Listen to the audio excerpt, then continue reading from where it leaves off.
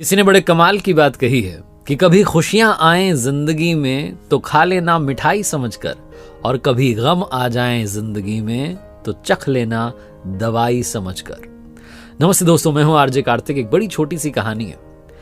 एक सुपरवाइजर एक multi storey building बनाने के काम में लगा हुआ था और रोजाना की तरह अपनी ड्यूटी पर पहुंचा तो उसके पास में उसके एक दोस्त का कॉल आया कि भाई मिलना है। सुपरवाइजर को मालूम था कि यहां से नौकरी छोड़ के जा नहीं सकते हैं, तो उसने दोस्त से कहा भाई तुम साइट पर ही आ जाओ। तो 8वें माले पर सुपरवाइजर खड़ा हुआ था, उसने वहां बुला लिया अपने दोस्त को। दोनों की बातचीत चलने लगी और बातचीत में धीरे धीरे जो टॉपिक था वो स्पिरिचुअलिटी की तरफ आ गया, अध्यात्म की बात होने लगी। तो उस दोस्त ने कहा कि देखो भाई, दुनिया में लोग जो है ना आजकल खुशी में भी याद करने लगे हैं, सिर्फ गम में ही याद नहीं करते, ऊपर वाले को खुशी में भी याद करते हैं। सुपरवाइजर ने कहा नहीं, ऐसा नहीं है, बहुत कम लोग हैं जो खुशी में याद करते हैं, वरना पूरी दुनिया सिर्फ दुख में ऊपर वाले को याद करती है। तो सुपरवाइजर का दोस्त मानने को तैयार नहीं, दोनों के बीच में डिबेट हो गई। सुपरवाइजर ने कहा मैं तुम्हें अभी 2 मिनट में सब समझा दूंगा, तुम बस मेरे साथ देखते रहो मैं क्या कर रहा हूं। तो सुपरवाइजर ने अपने वॉलेट में से 10 रुपए का नोट निकाला और नीचे एक मजदूर काम कर रहा था उसकी तरफ फेंक दिया। कमाल यह कि नोट जाकर के ठीक वहीं गिरा जहां वो मजदूर काम कर रहा था। मजदूर ने देखा कि 10 रुपए का नोट आया, तुरंत उठा करके उसने अपने पास रख लिया। उसने इधर उधर भी नहीं देखा, चुपचाप रख लिया और अपना काम करने लग गया। 10-15 मिनट बाद इसने कहा देखो मैं फिर से कमाल करता हूं। फिर से इसने अब की बार 100 रुपए का नोट गिराया। 100 रुपए का नोट जाकर के ठीक वहीं गिरा जहां मजदूर काम कर रहा था।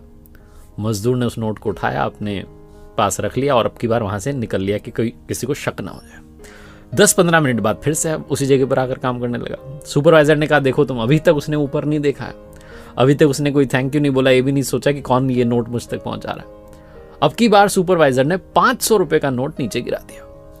उस मजदूर ने वो जो 500 रुपए का नोट था फटाफट से उठाया, बहुत खुश हुआ कि वाह क्या बात है, आज तो लॉटरी लग गई। उसको भी अपनी जेब में रख लिया और फिर वहां से निकल लिया कि कोई शक ना कर ले। 10-15 मिनट बाद फिर आकर के वहीं काम करने लगा, इस उम्मीद में कि शायद और जो है नोट आएंगे। सुपरवाइजर ने कहा अब देखो मैं क्या करता हूं, अब देखना है, तुरंत ऊपर पलट करके देखेगा।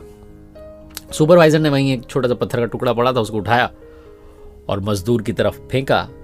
वो टुकड़ा जाकर के मजदूर के कंधे पर लगा और मजदूर ने तुरंत ऊपर की तरफ देखा, चिल्लाते हुए कि कौन है, कौन पत्थर फेंक रहा है। तो देखा ऊपर सुपरवाइजर खड़ा, कहने अरे सर क्या हुआ। दोनों की बातचीत चालू हो गई। इतनी देर से तो देख भी नहीं रहा था। वो बातचीत खत्म करके सुपरवाइजर ने कहा अपने दोस्त से कि देखा, खुशियां जाती रहीं तो मजदूर ने ऊपर नहीं देखा, लेकिन थोड़ा सा गम क्या पहुंच गया, तुरंत ऊपर देखने लगा। ये कहानी सुपरवाइजर मजदूर की नहीं है, ये आपकी हमारी है।